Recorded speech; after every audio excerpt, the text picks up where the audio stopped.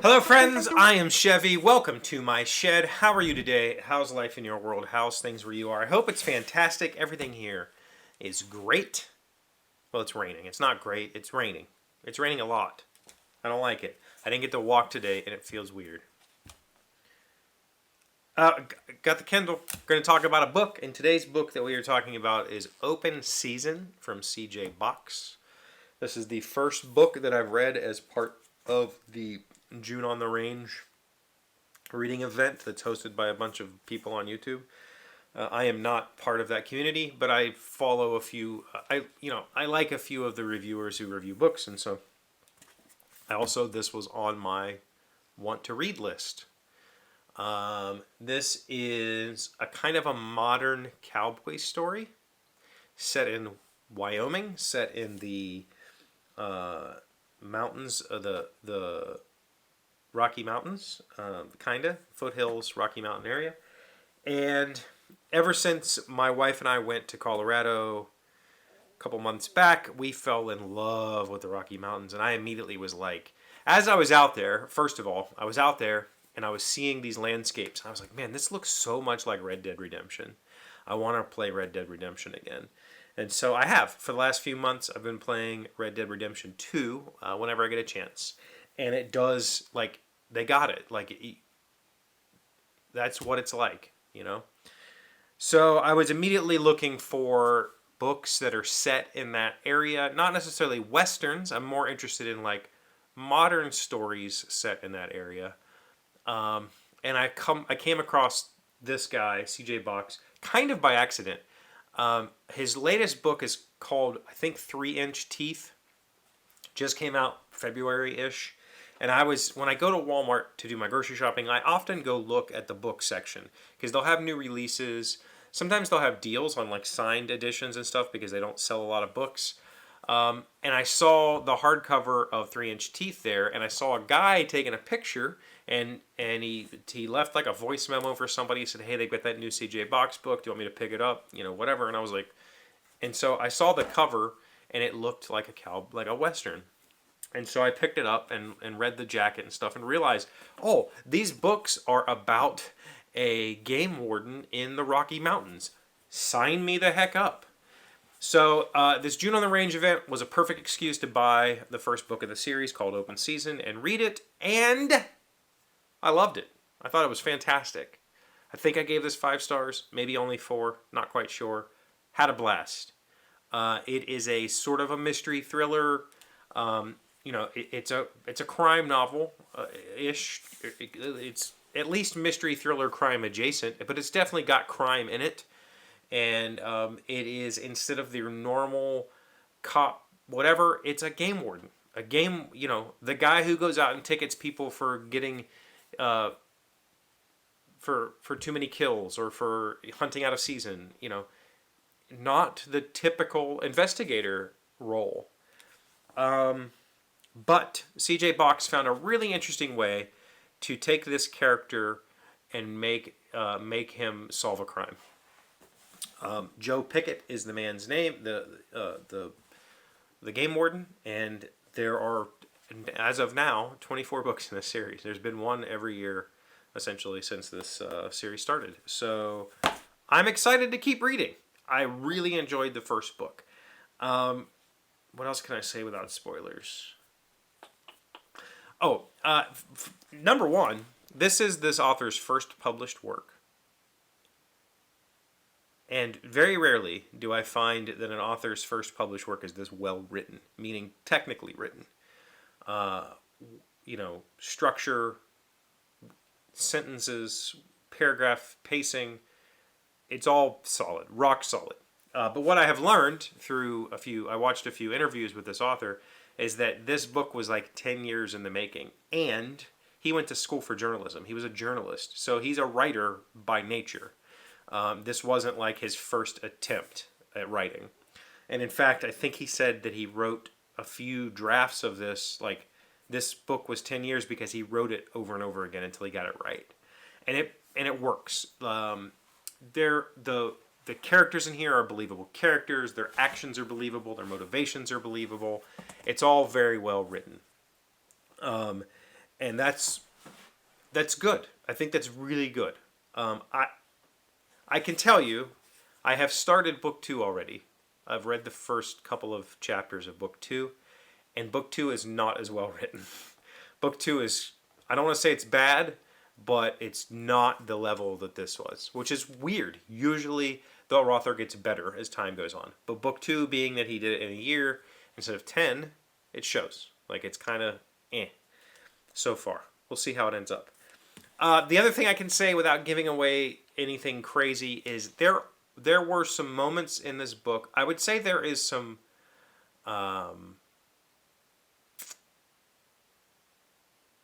there are some triggering events in this book.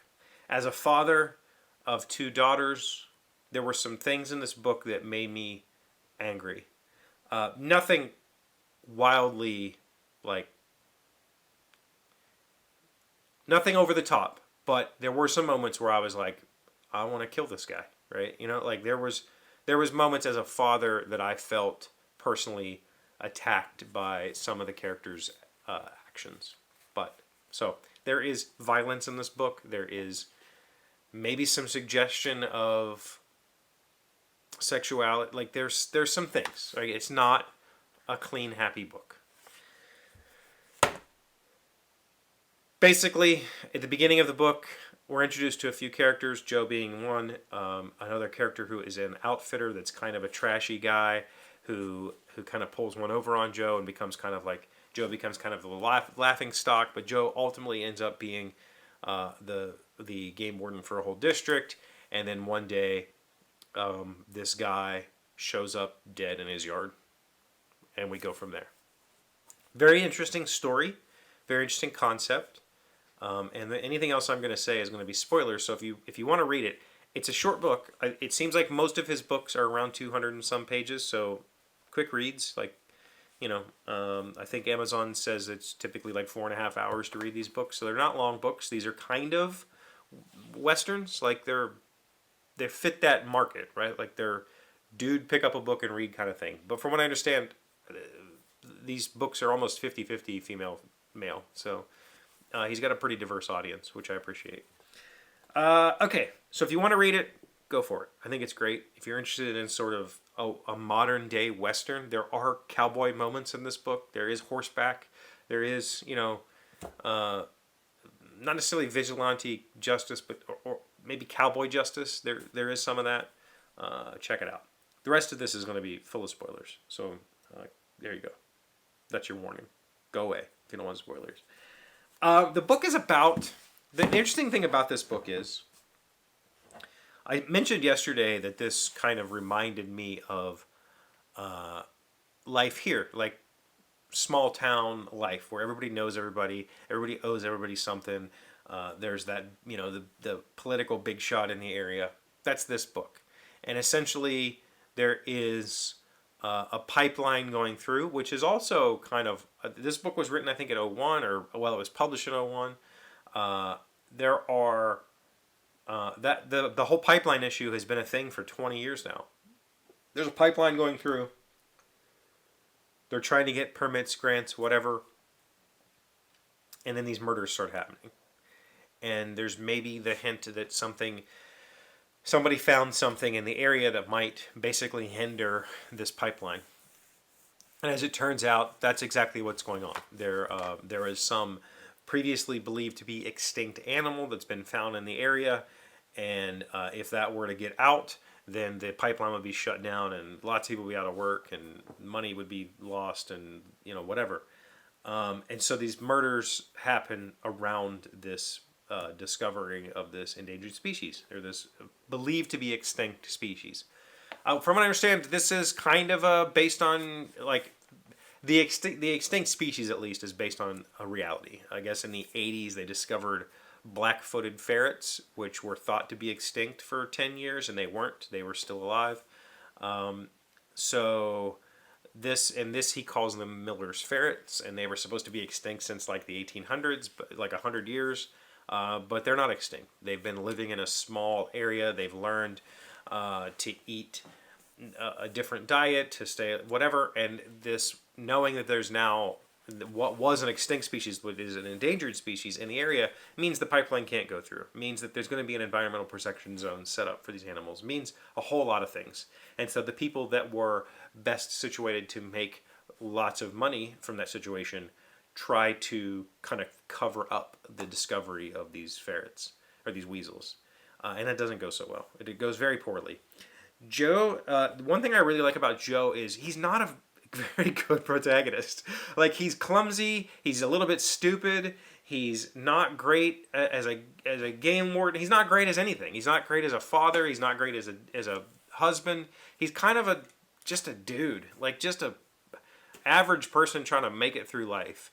And he ends up stumbling his way through this thing and solving the case and putting some justice in place. Definitely some cowboy justice. There's absolutely some like, I don't know that would fly, but that's fine, you know. And it works out. It works out in the end. I think there is some trauma by all members of his family, including possibly himself, I guess. Definitely himself. But everybody else, every other person in his family is now traumatized by the events that happen in this book. And I'm excited to see, you know, how they grow along with Joe. Because this book was kind of messed up. There's a lot of messed up stuff in here. Warning, there's some messed up stuff in here. But there's some, you know, I said there was cowboy moments. There's definitely some let's get on horses and ride into the mountains because there's no other way in. There's that sheriff is the big dog in town and he can do what he wants kind of thing. But he's being bullied by the pipeline people. You know, there's a whole lot of interesting stuff. And I thought it was really well written, really well paced. And I thought, for the most part, you know, the ultimate bad guy in the book, which I won't tell you because that will be a spoiler, the ultimate bad guy in the book, maybe it's hard to believe how far he takes things, but I think that early on the author gives you some pretty good hints that he's not the person that you believe him to be, and that his actions are very spontaneous when it happens. It's not like he's plotted out the things that he's done. He's trying to contain a situation and just doing it horribly. Just doing a horrible job of it. So, open season. C.J. Box. I'm excited to read the rest of the series. I've understood that the TV show has been canceled, so maybe someday after I read a few of these, I'll try the TV show and see what I think. Because I'm in love with the Rockies. I want to go back. Okay, I'm going to read book 2. I've also got the Longmire books. I think I downloaded the first one. It's another book I'm going to read for June on the Range. And there's another kind of newish Western, like an actual Western that I'm going to read. I forget what it's called, though. Something about wolves. You got any other ideas about Western-themed things? Let me know. I like reading. I think you know that. Thank you for being here as always. Thank you for liking, commenting, subscribing, being amazing friends, wonderful people. I really appreciate you. And I'll see you again tomorrow. Today's word you should know sounds smart is voracious. It's an adjective meaning possessing a huge and insatiable appetite, whether for food, knowledge, amusement, or something else. Her son always had a voracious desire for knowledge. He read anything he could get his hands on and was always willing to experience something new. Voracious. V-O-R-A-C-I-O-U-S. That's a good word. And I don't think that one's very rare. I think everybody knows voracious. Am I wrong? Did you know voracious? Let me know.